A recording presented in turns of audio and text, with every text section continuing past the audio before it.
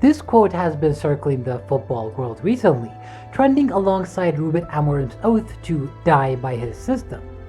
Ironically, the timing is always in sync because when results begin to fade, football strips you bare since results are the only true metric that ever matter. Even if the very same system once won you everything. For once, Mourinho wasn't settling old scores. It was a scathing assessment of a culture in which he believes ideas and public perception have become more important than results. Jose has always been the definitive image of pragmatism, but more than a representative of that, he's also been something deeper, the antithesis of idealism.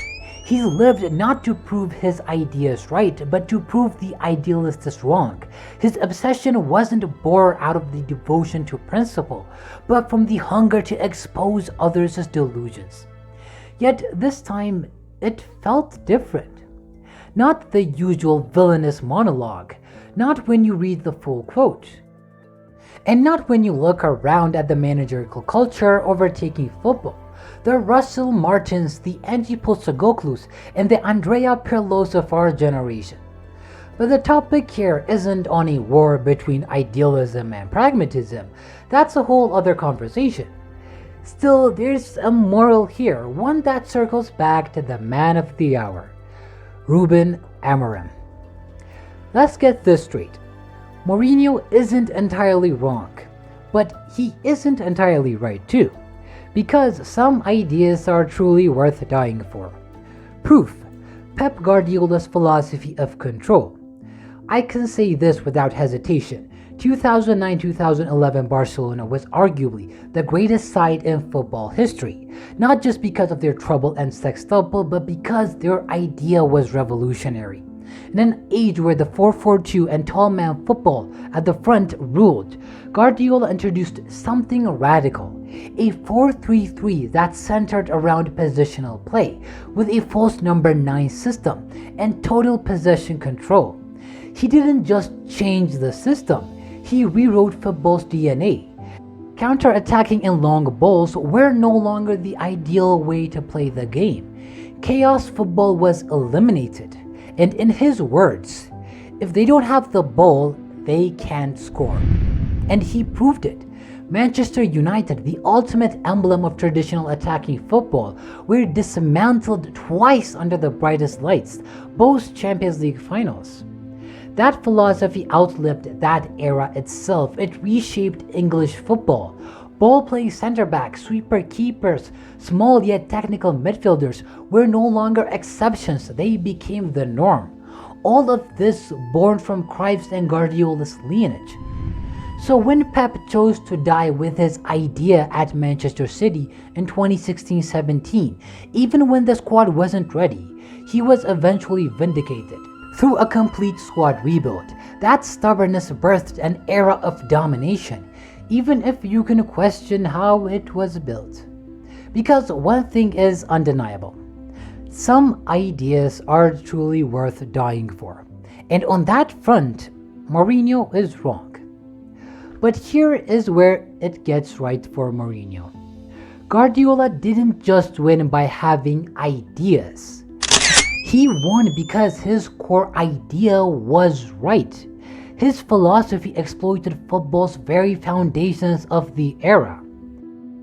But what if your idea isn't built on truth? What if your foundation is wrong from the start? Enter Ruben Amorim, standing in the eye of the storm. And here's the first natural question. What is Ruben Amorim's philosophy? Here's the problem. He doesn't have one. Amorim doesn't have a principle, he has a system, a formation, a handful of patterns of play. He's got an idea on how to move the ball to the striker, how to stretch the play with wingbacks, how to overload the flanks. But that's all it is, a system, not a philosophy. Guardiola's entire career is built on one principle: control.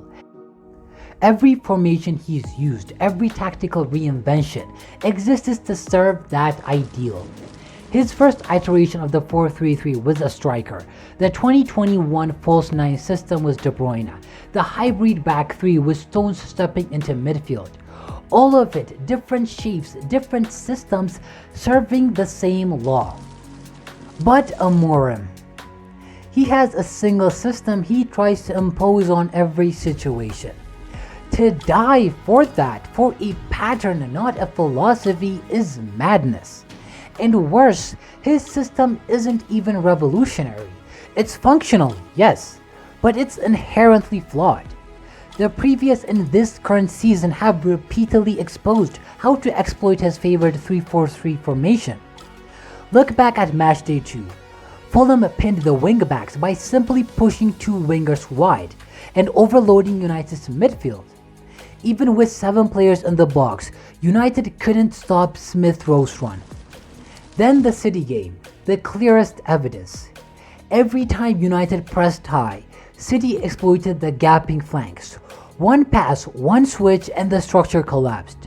Again and again, no matter how many times either of the United centre-backs tried to jump and support the midfield, they kept repeatedly being exploited and inefficient.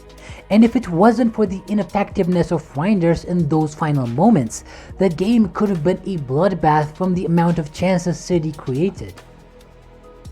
Now, this isn't to say a back 3 system can't work. It's enveloped with some brilliant ideas that can take out any opponent. The idea of overloading either sides, switching flanks, and exploiting space left behind by high defensive lines can work. We've seen it against Liverpool, against Arsenal, even against Sunderland. The system occasionally shines. The first goal against Sunderland was the perfect example of this. The display of flank overloads and switching, bypassing the midfield entirely. So yes, there are moments, but moments don't make a philosophy, and they certainly don't win you every game. The real issue is personnel. Amorim doesn't have the players to make his system work. Only Mbeumo and Amad Diallo have the technical profile to carry that right-sided overload. The left side, toothless. Neither Delo nor Dorgu have the skill level to be attacking threats, and the midfield entirely disjointed. Bruno isn't disciplined enough as a 6. Casemiro's legs are fading. Ugarte can't build. Maybe Maino and someone like Baliba could fix that, but that's a maybe. So the question becomes, is this system worth dying for? Is this the hill you want to die on, Ruben? Because the flaws are visible, the patterns are predictable, the entire world knows how United will line up every single week, and yet Amorim persists. Maybe that's because he's still young, and that has bright sides to it. It makes him bold, ambitious, and fiery. The same fire that carried him from Casapia to Braga and Sporting. But with youth comes naivety. Carlo Ancelotti, one of the most adaptable managers of our era, tells the story of his early managerial years and mistakes. I had one system that I learned at AC Milan from Arrigo Sacchi. It was 4-4-2, and for this I refused to have Roberto Baggio at Parma because he wanted to play a number 10 role. I said, no, I don't play with 10s. He was one of the best players in the world at the time, and I refused to have him because I just wanted to play with 2 strikers. Today I would say, Baggio, come to Parma and we'll arrange the situation. Instead I told him, listen Roberto, there is no space for you. And he went to Bologna instead. It was a mistake, and I tried to change my idea when I went to Juventus. I had Zidane, and he was a 10. Should I play him right or left? Impossible. Zidane is one of the most important players in my team, and he has to be a 10, and I have to adapt. And from there, I always took into account the characteristics of the players to build the system. One day, Amorim will learn there's more than one way to win. But the fear is, by that point, his time at one of the biggest clubs in the world might have come to an end already. He might yet succeed with the 3-4-3 at United. After all, you can't blame the formation for how terrible the club has been.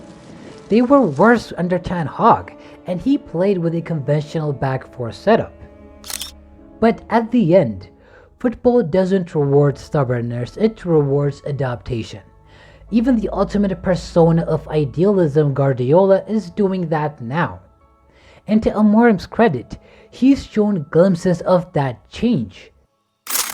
Against Sunderland, he dished the slow build-up and went along to Sesko.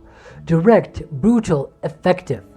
Even the opposition manager, Regis Lebris, admitted it was unstoppable. Sometimes Amorim isn't as rigid as people think, but he'll never abandon the 3-4-3. Not anytime soon. Here's the final concession. Amorim's philosophy, if you can call it that, is flawed. But then again, so is every philosophy in football. Every system has an exploit and every idea has its limit. Success depends on whether your flawed idea can work with the players you have, and right now, Amorim doesn't. And that brings us to Mourinho's quote. In football, the end justifies the means. If Amorim makes his system work, dying for your idea was the right call. If he fails, the pragmatists will smirk, "We told you so." Either way, the ball is in your court, Ruben. And time will tell if you were right.